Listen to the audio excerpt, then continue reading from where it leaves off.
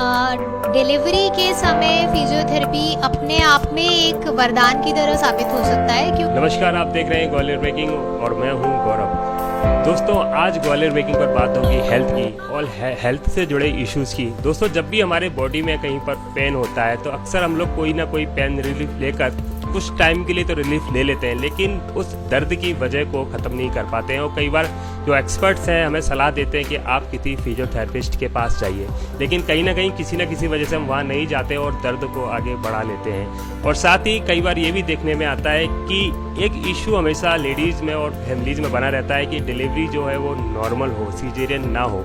तो इन सारे विषय पर बात करने के लिए आज हमारे साथ हैं डॉक्टर अंशुल गढ़पाले, जो कि गायनिक फिजियोथेरेपिस्ट हैं, जिनसे आज हम बात करेंगे फिजियोथेरेपी से जुड़े मिथ की, फिजियोथेरेपी से जुड़े क्या क्या फ़ायदे हो सकते हैं और किन किन लोगों को फिजियोथेरेपी लेनी चाहिए। मैम, आपका बहुत बहुत स्वागत है ग्वालियर ब्रेकिंग में। Thank you so much. Ma'am, सबसे पहले मेरा सवाल एक कॉमन सवाल है और अक्सर लोगों के दिमाग में आता है, सुना सबने है वर्ड फिजियोथेरेपिस्ट।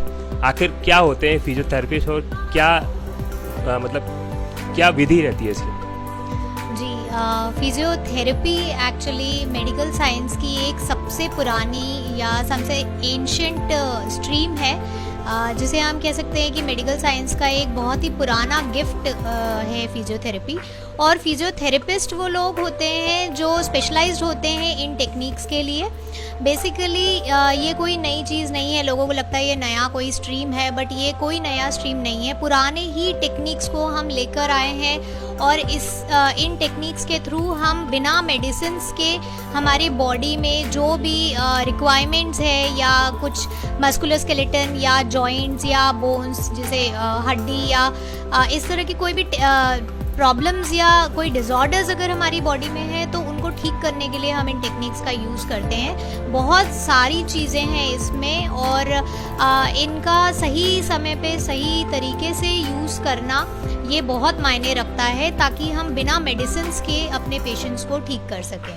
मैम, पुराने ज़माने में तो जब कोई लेडी प्रेग्नेंट होती थी तो बहुत सारे घर के काम करना ही पड़ते थे या एडवाइस की जाती थी कि आप चक्की चलाओ या फिर वॉकिंग करो या थोड़ी मेहनत वाले काम करो ताकि डिलीवरी के दौरान मुश्किलात ना आए, है ना। और पहले शायद सीजेरियन होता भी नहीं था। अब देखने में आता है कि 99% लेडीज़ का सीजेरियन ही होता है। डॉक्टर के पास जब वो जाते हैं तो सीधा बोल दिया जाता है कि आपका सीजेरियन होगा। कई बार ये देखने में भी आता है कि शायद ना भी हो, ऐसा भी लोगों का मानना है। तो क्या इसमें ये हेल्प करती है नॉर्मल डिलीवरी की? जी, नॉर्मल डिलीवरी में फिजियोथेरेपी का 90 to 95% मैं कहूँगी कि इसका योगदान रहता है। और हम ये नहीं कह सकते हैं कि कई बार पेशेंट ये कहते हैं कि डॉक्टर्स ने जानबूझ के सीजर किया, ऐसा नहीं है। कुछ कंडीशंस ऐसी हो जाती है, हो सकता है महिला ने 9 महीने अपने आप को इतना एक्टिव नहीं रखा है जिसकी वजह से लास्ट में गायनेकोलॉजिस्ट को सिजेरियन ऑप्ट करना पड़ रहा है। किसी भी रीज़न से कोई भी गायनेकोलॉजिस्ट जानबूझ के सीजर ऑप्ट नहीं करेंगी जब तक रिक्वायर्ड ना हो। अब इनमें मैं महिलाओं से कहना चाहूँगी कि आप अपना लाइफस्टाइल पे थोड़ा फोकस करिए। अगर आप नॉर्मल डिलीवरीज चाहते हैं तो अपना एक्टिविटी लेवल अच्छा रखिए, अपनी साइकोलॉजी अच्छी रखिए, ताकि आपको आगे चल के किसी भी तरह का कोई परेशानी ना उठाना पड़े। सिजेरियन अपने आप में कोई ऐसी नुकसानदायक चीज़ें नहीं हैं, आजकल बहुत ही कॉमन है। लेकिन हाँ, जिन लोगों को ये डाउट होता है कि नॉर्मल क्यों नहीं हो रहा है, उसका वजह कहीं ना कहीं महिलाओं का खुद का एक्टिविटी लेवल या लाइफस्टाइल जिम्मेदार है। तो आप अपना लाइफस्टाइल सुधारिए। अगर आपका लाइफस्टाइल अपने आप में एक हेल्दी लाइफस्टाइल होता है तो डेफिनेटली जो चीज़ें नेचुरली बनी हैं वो नेचुरली हमेशा आगे तक चलती है। मैम, देखने में आता है जितने भी फिजियोथेरेपिस्ट हैं, खासकर मैं अपने शहर की बात करूँ, सारे यंगस्टर्स हैं, कोई ओल्ड एज नहीं दिखता है उनके अंदर। तो क्या फिजियोथेरेपी एकदम से नया आया है? क्योंकि लोग भरोसा नहीं कर पाते हैं। न्यूरो सर्जन ने कह दिया कि जैसे किसी को पैरालिसिस है, आप फिजियोथेरेपी कराइए, लेकिन फिर भी वो दवाइयों के भरोसे हैं। और वो गए भी फिजियोथेरेपिस्ट के पास तो बहुत ही यंगस्टर है कोई, तो लोगों को भरोसा नहीं हो पाता। तो भरोसा जनरेट करने के लिए कैसे ऑब्जर्व करें कि वो फिजियोथेरेपिस्ट सही है? जी हाँ, ये आपने सही कहा है कि यंगस्टर्स ज़्यादा हैं, तो इसे हम पॉजिटिवली लेके चलते हैं कि अच्छी बात है कि यंगस्टर्स नए चीज़ों को लाने की कोशिश कर रहे हैं, जो कि पहले से ही पुराना है। हमारे पास एंशिएंट टेक्निक है ये फिजियोथेरेपी, हम इसे लेकर आ रहे हैं अपने क्योंकि यंग जनरेशन हमेशा स्किल्ड होने के लिए अपने आप में एक पैशनेट होता है, तो हमेशा यंग जनरेशन को प्रमोट करना चाहिए। और स्किल्स जो हैं इनमें बहुत अच्छे हैं, जितने मैंने भी देखा है कि जितने यंग फिजियोथेरेपिस्ट हैं ये लोग बहुत डेडिकेटेड होते हैं अपने वर्क के लिए। और पुराने भी फिजियोथेरेपिस्ट हैं जो आप कह रहे हैं कि ओल्ड एज वाले, ये भी हैं। हो सकता है कि ये होम विजिट्स की तरफ नहीं जाते हैं, और यंग जो फिजियोथेरेपिस्ट है ये होम विजिट्स लेते हैं, तो इस वजह से ये लोग ज़्यादा नज़र में आते हैं। बट हाँ, ये सब कुछ अपने स्किल के ऊपर डिपेंड करता है। एज इज़ नेवर लाइक कोई क्राइटेरिया नहीं है डिज़ाइन करने के लिए, या हम इस तरीके से बोल नहीं सकते हैं कि यंग है तो इसे कुछ नहीं आता होगा। यंग है और स्किल्ड है तो हमारे लिए उतना काफ़ी है, क्योंकि नए नए टेक्निक्स लेकर जो आजकल और टेक्निक्स आ रहे हैं, ये सारे टेक्निक्स लेकर यंग जनरेशन आगे बढ़ रहे हैं, तो हमें उन्हें और प्रमोट करना चाहिए। और मेरे हिसाब से ये जो यंग जनरेशन है काफ़ी अच्छा काम कर रहे हैं, तो अच्छी बात है। मैं भी कोई बहुत ज़्यादा बुजुर्ग नहीं हूँ, इसीलिए मैं ये सोचती हूँ कि हम नई नई चीज़ों को लेकर आ रहे हैं। मध्य प्रदेश में गायनिक फिजियोथेरेपी बहुत ही कम सुनने को मिला होगा, शायद आप लोगों ने भी पहली बार ही सुना है ये। तो इस तरह की टेक्निक्स को प्रमोट करना हमारा काम है, और जितने ज़्यादा हम ऐसे टेक्निक्स को प्रमोट करते हैं उतना ज़्यादा हमारा सोसाइटी हेल्दी बनता है। मैम, हम लोग जिस इरा में जी रहे हैं, अब डिजिटल दौर है, सब कुछ नेट पे अवेलेबल है, लोग देख भी लेते हैं। दवाइयों से लेकर सप्लीमेंट भी लेना हो, या किसी को कोई एक्सरसाइज या योगा वगैरह कुछ भी करना हो, ऑनलाइन लोग ज़्यादा भरोसा करते हैं। तो ये कितना सही है, ऑनलाइन देखकर एक्सरसाइज करना और फिजियोथेरेपी खुद ही कर लेना, क्या ये सही रहता है व्यक्ति के लिए? जी बिल्कुल सही बोल रहे हैं आप। एक टर्म निकला था गूगल डॉक्टर, तो मैं कहूँगी कि जितने लोग YouTube देखकर या गूगल पे सर्च करके अपना खुद का इलाज कर लेते हैं, वो लोग गूगल डॉक्टर को ज़्यादा प्रमोट करें या खुद ही गूगल डॉक्टर बनने की कोशिश करें, तो प्लीज़ वो ना करें। क्योंकि एक गूगल से आप 5 मिनट में कोई टेक्निक सीखें, और जो हम पढ़ाई करके 5 साल पढ़ने के बाद अगर आपके पास आ रहे हैं, स्किल्ड होकर आ रहे हैं, तो डिफरेंस तो कहीं ना कहीं होगा ही। तो बिना किसी प्रॉपर कंसल्टेशन के अपना इलाज खुद ना करें, क्योंकि हर एक टेक्निक कहने को हो जाता है कि ये तो एक्सरसाइज है, गर्दन को या हाथ को इस तरफ ट्विस्ट करो, एक्सरसाइज हो जाती है। तो इस तरीके से नहीं है। अगर आपने कोई भी चीज़ सही टेक्निक से नहीं की है तो डेफिनेटली वो कभी ना कभी आपके लिए नुकसानदायक साबित होगा। मैम, अभी आपने प्रेगनेंसी के दौरान फिजियोथेरेपी के बारे में बताया कि कैसे हेल्प की जा सकती है। डिलीवरी के दौरान फिजियोथेरेपी से क्या हेल्प हो सकती है, क्या उसके कोई बेनिफिट्स होते हैं? आपने बहुत ही अच्छा क्वेश्चन पूछा है, और मैं चाहूँगी कि महिलाओं को इसके बारे में जानकारी हो। डिलीवरी के समय फिजियोथेरेपी अपने आप में एक वरदान की तरह साबित हो सकता है, क्योंकि डिलीवरी के समय हमारा पूरा ध्यान होता है कि दर्द कितना आ रहा है पेशेंट के, लेबर पेन कितना आ रहा है। हम उस समय उस दर्द को कम करने की कोशिश करते हैं एक्सरसाइजेस के थ्रू। तो हम 2 तरह के एक्सरसाइजेस पे फोकस करते हैं, 2 से 3 तरीके के, डिपेंड करता है कि ये प्राइमी है या मल्टी ग्रेविडा पे है। प्राइमी का मतलब होता है पहली डिलीवरी है या उससे ज़्यादा डिलीवरीज हुए हैं। सो जैसे प्राइमी पेशेंट जो होती हैं, यानी पहला बच्चा जिनका होता है, उन पेशेंट्स में 12 घंटे से ज़्यादा या 12 घंटे के लगभग का लेबर पेन एक एवरेज माना जाता है। इस दौरान 12 घंटे अगर कोई महिला दर्द में है तो जाहिर सी बात है कि वो एग्जॉस्टेड हो जाती हैं, ब्रीदिंग कमी होती है, ऑक्सीजन बच्चे तक कम पहुंचता है, और ये कारण होता है कई बार बच्चों में जो डिफॉर्म्ड बच्चे जो पैदा होते हैं उनका एक रीज़न ये भी होता है कई बार। तो इनके लिए हम ब्रीदिंग एक्सरसाइजेस देना चालू करते हैं लेबर पेन के दौरान। ब्रीदिंग एक्सरसाइजेस एक अलग हमारा एक टेक्निक चलता रहता है साथों साथ। इसके अलावा हम एक्सरसाइजेस पे फोकस करते हैं जो कि बच्चे को जल्दी से जल्दी डिसेंड करे, यानी नीचे की तरफ लाए और बच्चा जल्दी और इजीली डिलीवर करे। तो इन एक्सरसाइजेस की वजह से जो आपका लेबर पेन का जो 12 घंटे का टाइम है वो शॉर्ट होकर 5 घंटे, 6 घंटे, 7 घंटे में, यानी जस्ट हाफ हो जाता है। तो इसकी वजह से जल्दी डिलीवरीज होती है और पेशेंट जल्दी फ्री हो जाता है डिलीवरी से। तो हम प्राइमीज में यानी पहले बच्चे के समय भी हम एक्सरसाइजेस के थ्रू डिलीवरी टाइम को आधा या उससे भी कम पे रिड्यूस कर सकते हैं। तो हमारे लिए एक तरीके का बेनिफिट ये है कि पेशेंट कम परेशान होता है। इसके अलावा हम एक्सरसाइजेस के थ्रू नॉर्मल पेनलेस डिलीवरीज पे भी फोकस करते हैं। तो कई बार ऐसा होता है कि अगर एक्सरसाइजेस किए हैं हमने, ब्रीदिंग पे फोकस किया है हमने, स्क्वाट्स हमने कराया है, इस तरह की कुछ एक्सरसाइजेस हम जब कराते हैं, कुछ हम लिक्विड डाइट्स हम उनको देना चालू करते हैं, तो ये सारी चीज़ें जब हम उन्हें कंटिन्यूसली देते हैं 5 से 6 घंटे तक, उस समय बच्चा जो है वो जल्दी जल्दी डिसेंड करता है और जल्दी नॉर्मल डिलीवरीज होती हैं। कई बार लेबर पेन्स ही उतने ज़्यादा सीवियर नहीं आ पाते हैं और हम इस तरीके से पेनलेस डिलीवरीज भी करा पाते हैं। तो बिना दर्द के भी हमने फिजियोथेरेपी के थ्रू नॉर्मल डिलीवरीज कराई हैं। तो मेरे जितने पेशेंट्स हैं उनके लिए तो ये हमेशा से ही उन्होंने मुझे बोला है कि उनके लिए एक वरदान की तरह नज़र आया है। तो पेनलेस डिलीवरीज पे भी हमने वर्क किया है और ये बहुत ही ज़्यादा कारगर साबित हुआ है। मैम आप गायनिक फिजियोथेरेपिस्ट हैं, तो बात मैं आपसे प्रेग्नेंट लेडीज़ की ही करूँगा कि उन्हें आपके पास कब आना चाहिए, क्योंकि शायद जो गायनोलॉजिस्ट हैं वो उन्हें सजेस्ट करें ना करें, लेकिन आपसे मैं पूछना चाहूँगा कि उन्हें कब आना चाहिए। जी बेसिकली क्योंकि ये इंडिया है तो इंडिया में हम सारे नॉर्म्स फॉलो करने की कोशिश करते हैं। फॉरेन कंट्रीज़ में बेसिकली क्या होता है कि कंसीव करने के पहले से ही कपल्स फिजियोथेरेपिस्ट से मिलना चालू करते हैं और उनसे अपना एक प्रोटोकॉल बना के चलते हैं गायनेकोलॉजिस्ट के साथ साथ ही।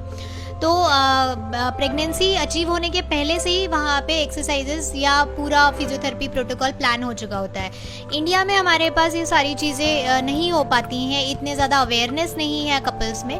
तो फॉर अ सेफर साइड हम हमेशा चाहते हैं कि सब कुछ ठीक रहे एक प्रेग्नेंट महिला का, इसलिए हम 4th मंथ से प्रेगनेंसी के 4th मंथ से हम ये चालू करते हैं, जिसे हम सेकेंड ट्राइमेस्टर कहते हैं। तो सेकेंड ट्राइमेस्टर से हम फिजियोथेरेपी की एक्सरसाइजेज और पूरा ट्रीटमेंट प्रोटोकॉल प्लान करते हैं। उसमें हम सारी चीज़ें जो भी हमें रिक्वायर्ड है ट्राइमेस्टर वाइज वो हम प्लान आउट करके प्रेग्नेंट महिलाओं के साथ ट्रीटमेंट करते हैं। मैम प्रेग्नेंट महिलाएं जो होती हैं उनको काफ़ी प्रिकॉशंस बताए जाते हैं और फिजियोथेरेपी में देखने में आता है कि बहुत सारी एक्सरसाइज भी कराई जाती है, कई बार मशीनों का यूज़ भी होता है। तो आप किस तरह से प्रेग्नेंट लेडी को फिजियोथेरेपी देते हैं? जी प्रेग्नेंट फीमेल्स का जो फिजियोथेरेपी में ट्रीटमेंट प्रोटोकॉल होता है वो थोड़ा सा अलग होता है जनरल फिजियो के अलावा। तो इसमें हमारे पास 3 से 4 अलग अलग स्टेप्स होते हैं या स्ट्रीम्स होते हैं जिसको हम इंक्लूड करते हैं इस पूरे प्रोटोकॉल में। 4th मंथ से हम प्लानिंग चालू करते हैं कि आपको ट्राइमेस्टर वाइज किस तरह की एक्सरसाइजेस देनी है। एक ही एक्सरसाइज पूरे 9 महीने नहीं चलती है, हमारे हर ट्राइमेस्टर या वीक वाइज हम अलग अलग एक्सरसाइजेस डिज़ाइन करते हैं पेशेंट के अकॉर्डिंग और फिर हम उन्हें सजेस्ट करते हैं, अपने सामने कराते हैं। रोज़ हमें इन एक्सरसाइजेस को नहीं करना होता है, हम वीक में ट्वाइस ये कंसल्ट करके हम उन्हें हर बार उन्हें बोलते हैं कि आप आइए हमारे पास वीक में ट्वाइस, या फिर आप मंथ में 8 सेशंस आप प्लान कर सकते हैं और अपने सामने ही वो एक्सरसाइजेस करानी पड़ती हैं। हम किसी भी तरह का घर में एक्सरसाइज करने के लिए सजेस्ट कभी नहीं करते हैं। तो एक फिजियोथेरेपिस्ट के सामने ही ये एक्सरसाइजेस दी जाती हैं और कराई जाती हैं। इसके अलावा हम उन्हें मेडिटेशन भी साथ में कराते हैं, क्योंकि साइकोलॉजी प्रेग्नेंट फीमेल्स की थोड़ी सी डिस्टर्ब हो जाती है हार्मोनल इश्यूज़ की वजह से। तो थोड़ा वो साइकोलॉजी को मेंटेन करते हुए हम वर्क करते हैं उनके ट्रीटमेंट प्रोटोकॉल पे। हम उनका डाइट मॉडिफिकेशन भी कराते हैं, क्योंकि जैसे ही बेबी फीटस अंदर ग्रो करता है तो डिमांड्स बहुत ज़्यादा न्यूट्रिएंट्स की बढ़ जाती है। तो हर ट्राइमेस्टर हर मंथ वाइज हम डाइट भी इनका मॉडिफाई करते हैं और उस पर भी हम वर्क करते हैं।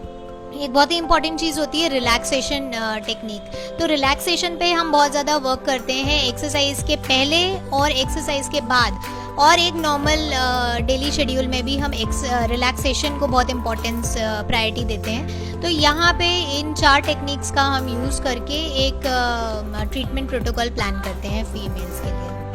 आपने भी गायनिक फिजियोथेरेपी की बात की, ये मेरे लिए नया शब्द था और जो लोग ये शो देख रहे हैं उनके लिए एक नया शब्द होगा। तो मैं जानना चाहूँगा मैम गायनिक फिजियोथेरेपी क्या है और इसके क्या बेनिफिट्स हैं? जी गायनिक फिजियोथेरेपी भी मैं फिर से वही रिपीट करूँगी कि कोई नया चीज़ नहीं है। बेसिकली ये पुराने ही ज़माने की या एंशिएंट टेक्निक में से निकाला गया अलग अलग टेक्निक का यूज़ करके हम फिजियोथेरेपी में इसे डिज़ाइन करते हैं और हम अपने पेशेंट्स के साथ इसे यूज़ करते हैं। गायनिक फिजियोथेरेपी स्ट्रीम ज़रूर नया सुनने में आ रहा है, लेकिन ये भी काफ़ी पुरानी स्ट्रीम है। इसमें हम बेसिकली गायनिक यानी कि महिलाओं से संबंधित जो विकार हैं उनको बिना मेडिसिन के एक्सरसाइजेज और कुछ इलेक्ट्रोथेरेपी या जैसे हम कहते हैं कुछ मशीनों के थ्रू हम यूज़ करते हैं और पेशेंट को ठीक करने में हम इन टेक्निक्स का यूज़ करते हैं। प्रेगनेंसी हो चाहे लेबर यानी ऑब्स हम जैसे कहते हैं, हम उनमें फिजियोथेरेपी या एक्सरसाइजेस का बहुत यूज़ करते हैं। तो इन्हें हम कैटेगराइज कर लेते हैं। अगर हम स्पेशली प्रेगनेंसी की बात करें तो हम कैटेगराइज करते हैं प्री और पोस्ट नेटल में। प्री नेटल का मतलब होता है कि आपके प्रेगनेंसी के दौरान जो भी आप पेशेंट को एक्सरसाइजेस दे रहे हैं या जो अपने फिजियोथेरेपी के टेक्निक्स आप यूज़ करते हैं। पोस्ट नेटल का मतलब होता है कि आपने डिलीवरी के बाद जो कुछ आपने अपने ट्रीटमेंट प्रोटोकॉल में इंक्लूड किया है। तो ये सारी चीज़ें आपके गायनेक एंड ऑप्स फिजियोथेरेपी के अंदर आता है। इसके अलावा बहुत से यंग गर्ल्स हैं जो मैंने अभी खासकर एक्सपीरियंस किया है कि कोविड के सिनेरियो में लॉकडाउन की वजह से ये इन जो टीनेजर बच्चियां हैं इन लोगों को काफ़ी तकलीफ़ें हुई हैं, इनके हार्मोनल डिस्टर्बेंसेस बहुत ज़्यादा हुए हैं जिसकी वजह से ये पीसीओडी के शिकार हो गए हैं। इनका बॉडी लाइफस्टाइल पूरा सब कुछ चेंज हो चुका है जिसकी वजह से इन बच्चियों को हमने फिजियोथेरेपी के थ्रू काफ़ी ठीक करने की कोशिश की है। इनका लाइफस्टाइल मॉडिफिकेशन करने की हमने बहुत ज़्यादा कोशिश की है। इन बच्चियों में फिजियोथेरेपी बहुत ज़्यादा बेनिफिशियल साबित हुआ है। खासकर पीसीओडी की मैं बात करूं, ये जैसे कि हम सभी जानते हैं पीसीओडी में एज सच एक पर्टिकुलर ट्रीटमेंट प्रोटोकॉल मेडिसिन के थ्रू इतना नहीं है जो है हार्मोनल हम देते हैं। उसके अलावा आपको डाइट का ध्यान रखना पड़ता है, एक्सरसाइजेस का ध्यान रखना पड़ता है, एक्टिविटी लेवल आपका सुधारना पड़ता है ताकि आपका बॉडी का मेटाबॉलिज्म सही हो और आपका लाइफस्टाइल अच्छी तरीके से मॉडिफाई हो सके। ये भी काफ़ी कारगर साबित हुआ है। इसके अलावा जो जीरियाट्रिक्स मैंने बोला था कि जो बुज़ुर्ग वृद्ध महिलाएं होती हैं, क्योंकि पहले के ज़माने में काफ़ी ज़्यादा डिलीवरीज होने की वजह से इन महिलाओं का जो यूट्रस है वो प्रोलैप्स जिसे हम कहते हैं कि बिल्कुल नीचे की तरफ डिसेंड हो जाता है। इनके लिए हम कुछ एक्सरसाइजेस प्लान करते हैं। डिलीवरी के पहले और बाद के तक हम इन महिलाओं पे वर्क करते हैं, यंग महिलाओं पे, ताकि इनको कभी आगे चल के यूट्राइन प्रोलैप्स का शिकार ना होना पड़े। तो इस तरह के काफ़ी सारी चीज़ें हैं जो गायनेक फिजियोथेरेपी के अंदर हम इंक्लूड करते हैं। मैम, फिजियोथेरेपी को लेकर अक्सर लोग कंफ्यूज रहते हैं, जैसे कोई करियर भी बनाना चाहे ना, तो समझ नहीं आता है कि मैं इस फील्ड में जाऊं या ना जाऊं। तो मैं बहुत सारे युवा साथी भी इस शो को देख रहे हैं, तो मैं उनके लिए जानना चाहूँगा कि इसके लिए बेसिक, किसी को फिजियोथेरेपिस्ट बनने के लिए बेसिक रिक्वायर्ड क्वालिफिकेशन क्या होती है और बनने के बाद क्या स्कोप रहता है मैम इसके अंदर करियर के लिए? जी, अभी एमपी की अगर हम बात करें तो 12th के बाद आप फिजियोथेरेपी के लिए ऑप्ट कर सकते हैं। बहुत एंट्रेंस एग्ज़ाम्स वगैरह बड़े शहरों में या हम कहें मेट्रोज़ में यूनिवर्सिटीज़ या इंस्टीट्यूट्स इन सारी एंट्रेंस एग्ज़ाम्स पे फोकस करते हैं। एमपी में आपका परसेंटेज बेसिस में सिलेक्शन हो सकता है। इसके अलावा आफ्टर यूजी यानी ग्रेजुएशन के बाद आपको 6 महीने की इंटर्नशिप करनी पड़ती है और उसके बाद फिर आप पीजी के लिए ऑप्ट कर सकते हैं। जो मैंने आपको पहले भी बताया था कि अलग अलग स्ट्रीम्स हैं, आप परसेंटेज के अकॉर्डिंग या एंट्रेंस एग्ज़ाम के थ्रू जैसा भी आप कॉलेज चूज़ करें उसके अकॉर्डिंग आपको सब्जेक्ट मिलता है और उसके बाद फिर आप उसमें आपका पोस्ट ग्रेजुएशन कंटिन्यू कर सकते हैं। उसके बाद आप पीएचडी भी कर सकते हैं। तो स्कोप इज़ वेरी गुड इसके लिए। और जो बच्चे अब्रॉड जाकर सेटल होना चाहते हैं उनके लिए तो बहुत ही अच्छा है, क्योंकि अब्रॉड में फिजियोथेरेपी की काफ़ी ज़्यादा डिमांड्स हैं। पर मैं चाहूँगी कि बच्चों को इंडिया में इसके लिए इनिशिएटिव लेकर इसके अवेयरनेस क्रिएट करने पे फोकस करना चाहिए। तो जो बच्चे पीजी करने के बाद बाहर जाने की सोचते हैं, मैं चाहूँगी कि आप बाहर जाके पढ़ें और नई टेक्निक्स और लेकर आएँ और वो सारा यूटिलाइज आप इंडिया में करें अपनी सोसाइटी के बेनिफिट के लिए। तो इस तरीके से आपका स्कोप भी और अच्छा हो जाएगा। और फिलहाल इसका स्कोप काफ़ी ज़्यादा है क्योंकि हर एक स्ट्रीम में फिजियोथेरेपी की ज़रूरत है और हमें इसे इसी तरीके से आगे भी बढ़ाना चाहिए। बहुत बहुत धन्यवाद मैम। तो हमारे साथ थी डॉक्टर अंशुल गढ़पाले, जिन्होंने बताया कि फिजियोथेरेपी हमारे लिए क्यों ज़रूरी है और किस तरह हमारी हर बीमारी में, या बीमार भी नहीं हो तब भी किस तरह से मदद करती है। साथ ही उन्होंने करियर के लिए भी इसे बहुत ज़रूरी बताया कि करियर में ये कितने ऊंचे मुकाम पर आपको ले जा सकती है। और एक बहुत अच्छी बात उन्होंने कही कि आप सीख कर इंडिया से बाहर ना जाएँ। जब बल्कि बाहर से सीखकर इंडिया में आए और इसे इम्प्लीमेंट करें और देश के लिए काम करें। तो मैम आपका बहुत बहुत धन्यवाद, और इसी के साथ हम इस इंटरव्यू को यहीं पर समाप्त करते हैं। आपको ये इंटरव्यू कैसा लगा हमें कमेंट बॉक्स में ज़रूर बताइए, और बाकी की ताज़ा तरीन खबरों के लिए आप देखते रहिए ग्वालियर ब्रेकिंग, सबसे पहले सबसे सटीक। साथ ही मैम का नंबर ये स्क्रीन पर आपको शो हो रहा होगा, उस पर आप कॉल करके कंसल्टेशन कर सकते हैं। मैम अवेलेबल रहती हैं वहाँ पर, आप उनसे ऑनलाइन कंसल्टेशन ले सकते हैं। धन्यवाद।